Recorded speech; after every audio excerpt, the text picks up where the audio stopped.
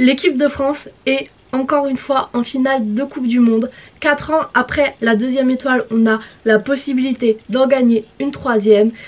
Et beaucoup de choses à dire sur le match France-Maroc. Et donc c'est parti pour le débrief. Un débrief qui encore une fois va être un peu peut-être en pagaille parce que beaucoup d'émotions autour de ce match là, autour de la finalité surtout de ce match là. Donc c'est parti pour le débrief.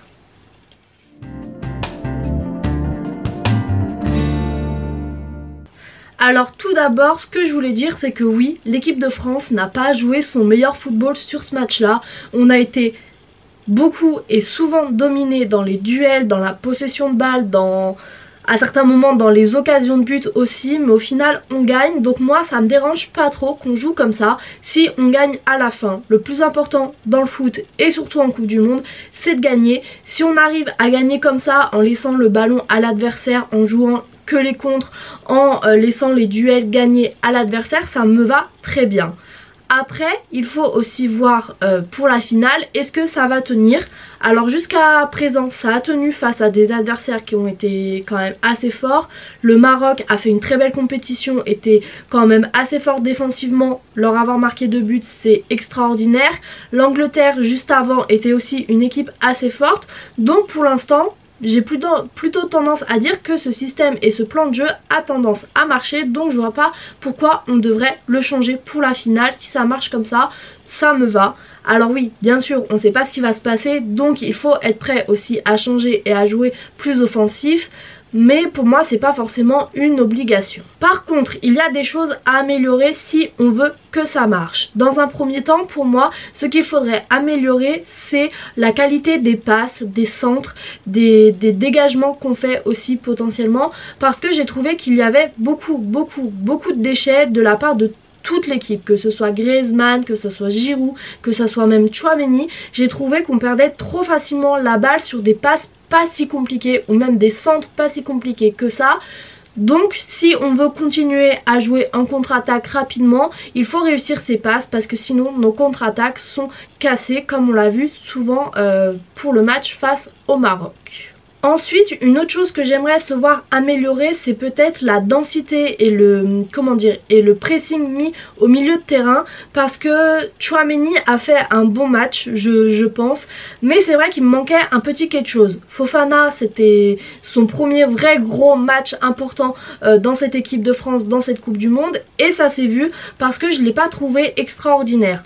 C'est bizarre de dire ça parce que Rabiot était très loin d'être titulaire il n'y a pas si longtemps que ça, et pourtant aujourd'hui il a beaucoup manqué, sa présence et sa qualité nous a beaucoup manqué, et je pense que ça peut être réglé face à l'Argentine s'il est là. La qualité du milieu de terrain reviendra je pense avec Rabiot, mais c'est vraiment quelque chose je trouve qui a manqué sur ce match là, et c'est pour ça aussi qu'on a été trop dominé par les Marocains, c'est parce que le milieu de terrain pour moi ne tenait pas assez le jeu. Ce qui fait le paradoxe de cela, c'est que Griezmann d'un autre côté a été encore très bon. J'ai plus de mots pour qualifier son jeu, parce que c'est un joueur qui a été encore indispensable sur ce match là. Il est présent partout, que ce soit au milieu de terrain pour aider Fofana ou Tchouaméni sur ce match là. Il est présent en défense pour aider aussi en fin de match quand on a été très dominé en fin de première période, quand on a été très dominé en fin de deuxième période.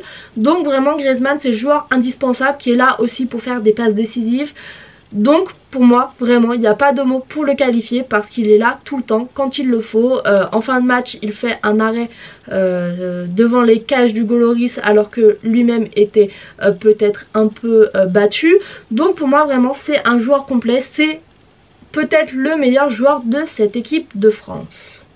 Et pour continuer sur ce thème là, c'est peut-être sur cela que l'équipe de France peut s'appuyer. Maintenant je suis un peu plus rassurée à propos de la défense, parce que c'est vrai qu'en début de compétition j'avais dit qu'elle me semblait pas assez solide. Au final la plupart de mes doutes ont été effacés, parce que défensivement ça tient, on l'a vu sur les 3 derniers matchs. Sur le match face au Maroc encore une fois ça tient, alors pas que grâce aux défenseurs, parce que comme je l'ai dit Griezmann dézone beaucoup pour aider.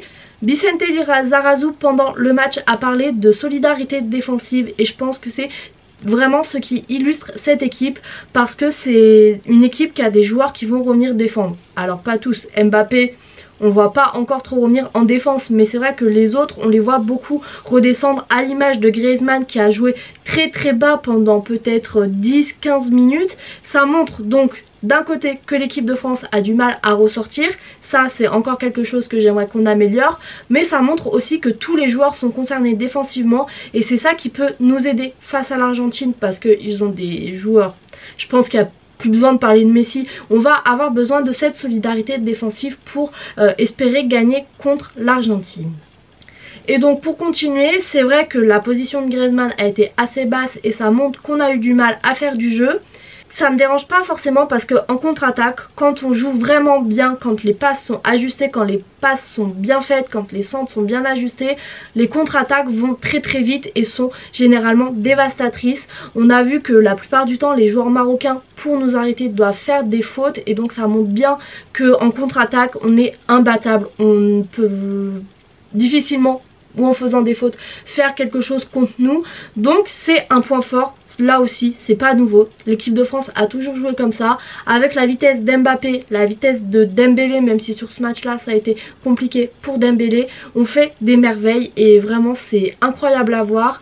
Mbappé réussit vraiment bien à combiner avec les autres joueurs, on a vu sur le deuxième but par exemple face avec Kolo Muani, ça a été un très très beau but, donc vraiment ça aussi c'est un gros point fort. C'est pas nouveau, donc c'est vrai que j'ai un peu la pression de me répéter, mais ça fait partie du débrief du match face au Maroc. Les contre-attaques, les Marocains avaient beaucoup de mal à nous gérer. Pour finir cette vidéo, je voulais revenir un peu sur les remplaçants, sur les nouveaux joueurs aussi qu'on a eu sur ce match là, parce qu'on en a eu deux. Donc Konaté qui pour moi a fait un match de patron, qui a très bien remplacé Upamecano. Ça a été un joueur indispensable qui fait des tacles qui peuvent valoir un arrêt du goal Lloris, parce que des fois un attaquant tout seul devant la cage ça fait des ravages. Konaté s'est pas laissé dépasser, il a été très très très bon. J'ai même trouvé qu'il avait amené un peu offensivement, donc c'est toujours un plus. Donc vraiment oui, un match de patron pour lui. Pour le deuxième non titulaire habituel qui est Fofana qui remplaçait Rabiot, là ça a été un peu plus compliqué pour lui. Je l'ai trouvé moins bon offensivement, je l'ai trouvé moins bon dans le contrôle du match. Et surtout ce que je garderai de lui, c'est son raté à la 72e où il est pratiquement tout seul devant les cages. Il fait une frappe beaucoup trop croisée qui va directement dans le filet, dans le petit filet. Donc c'est ce que je retiendrai. Son match est pas horrible non plus, mais c'est vrai que je reste en faisant la comparaison face à Rabiot, c'est vrai que c'est pas forcément favorable pour lui. Pour les remplaçants en cours de match, donc on avait Marcus Thuram et Randal Kolo Muani. Pour eux, j'ai trouvé qu'ils ont fait des très bons matchs. Marcus Thuram a fait une belle entrée, il ne marque pas, donc c'est vrai que c'était quand même son rôle principal, donc c'est peut-être un peu moins bien. Mais pour le temps de jeu qu'il a eu, c'est aussi un nouveau joueur dans cette équipe, il n'a pas forcément l'habitude de jouer des gros matchs non plus comme ça. Donc pour moi c'était un bon match, il a amené un peu de fraîcheur à un moment où les Marocains étaient peut-être un peu fatigués, même beaucoup fatigués. Donc ça fait toujours quelque chose en plus. Et pour Kolo Muani, je peux rien dire d'autre que match parfait à partir du moment où dès son entrée il est décisif, où il marque un but sur le premier ballon qu'il touche. Je peux pas dire grand chose d'autre sur lui, c'est lui qui nous valide vraiment notre qualification et qui nous permet de vivre un peu mieux cette fin de match. Donc vraiment pour moi il y a beaucoup de talent dans cette équipe. On voit enfin que le banc des remplaçants peut servir, que on a des joueurs qui ont le niveau pour assurer cette place de remplaçant de super sub, donc ça fait plaisir à voir.